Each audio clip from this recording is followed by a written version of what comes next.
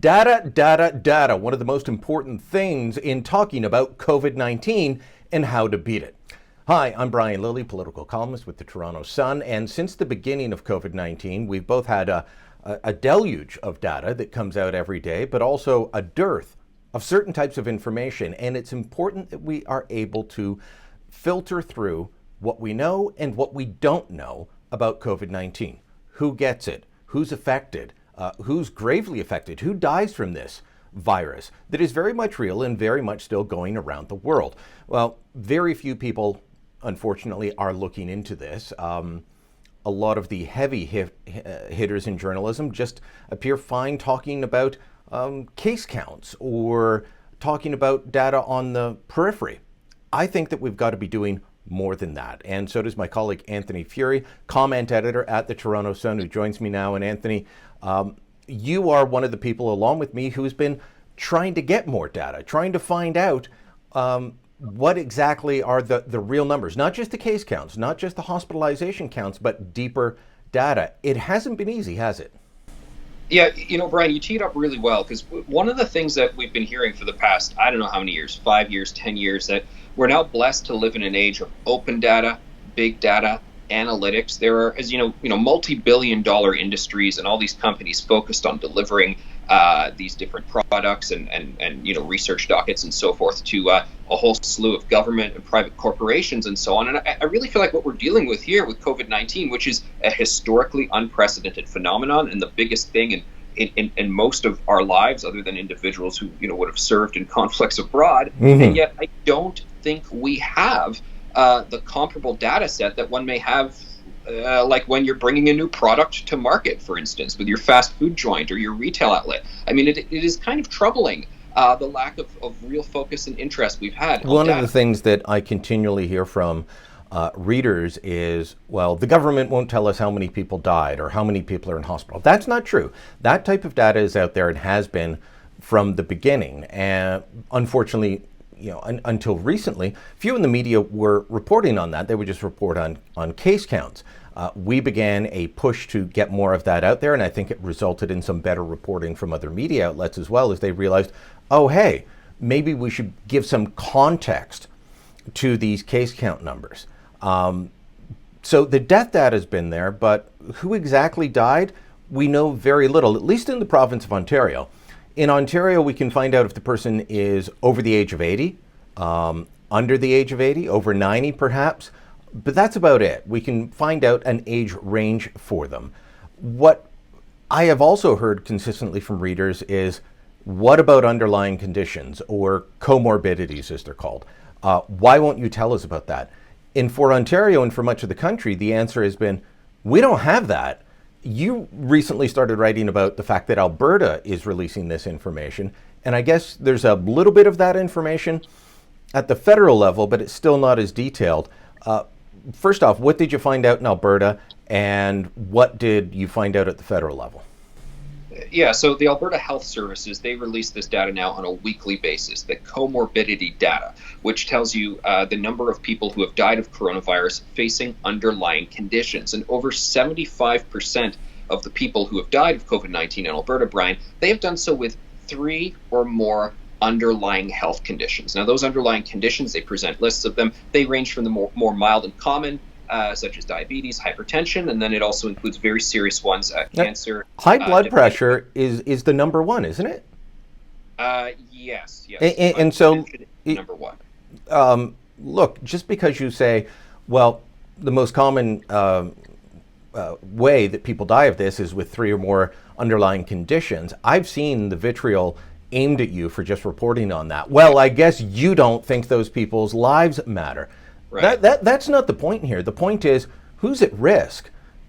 Who's at risk of dying from this? This is important information, not just for the medical community, but for policymakers and for individuals. I mean, if you've got a loved one with high blood pressure and diabetes and they're over 75, maybe you already weren't going to see them as often or taking extra precautions when you did. But now that you know this, boom, it's right there. It's up front. You're going to think twice and say, you know what, maybe going to see Dad or Uncle Harry or whoever isn't a great idea this weekend because they've got the top 3 underlying conditions that lead to death from COVID-19. And Brian, let's also clarify, 3 or more underlying conditions is what those 75% of people had, and then it's a high catchment rate for 2 or more.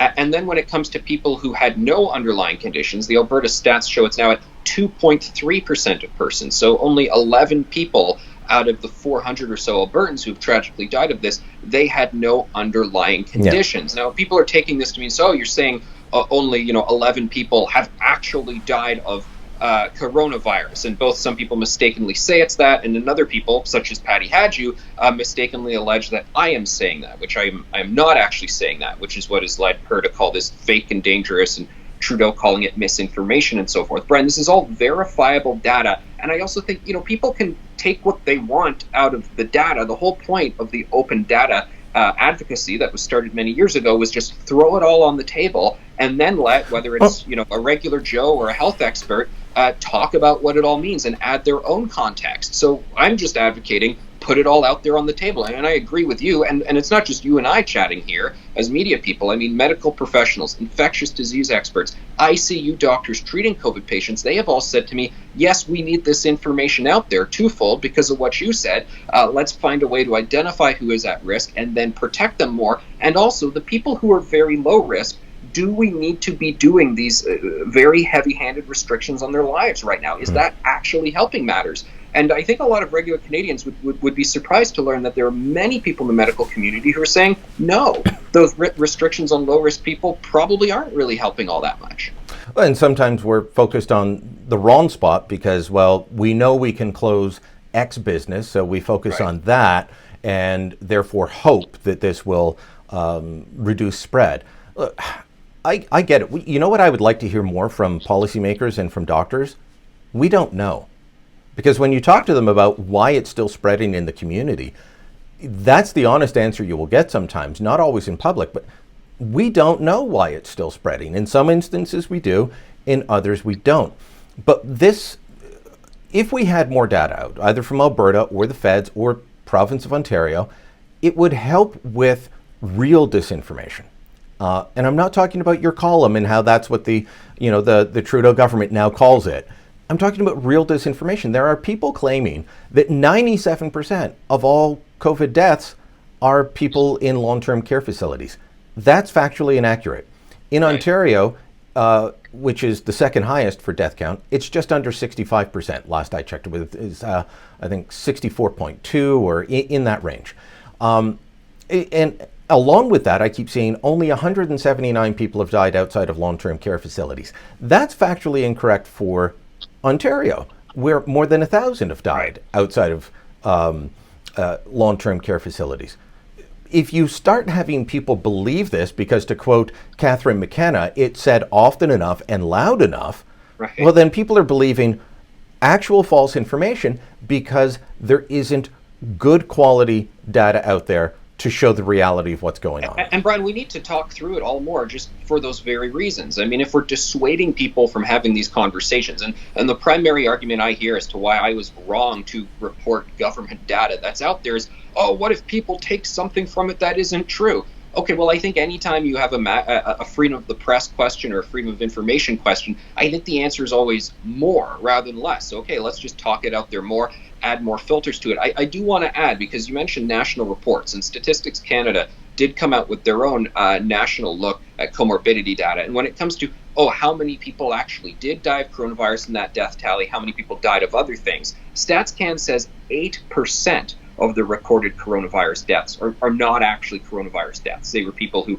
tested positive for coronavirus, but who died of cancer or who died of a fall. That's actually a real example out there. So for people who are looking for that number, at least the official tally, 8% of the death tally is actually not directly of coronavirus. And I remember looking into this in the summer, and again, people got upset that we looked into this. I don't know why they're constantly upset at us for looking at new and real information, but the Alberta is one of the few provinces that at that point was removing people from the death roll. Now, there are times where someone will die of a heart attack and they had COVID-19, and I've talked to doctors who say, yes, but that should still count as a COVID death. And you say, well, why?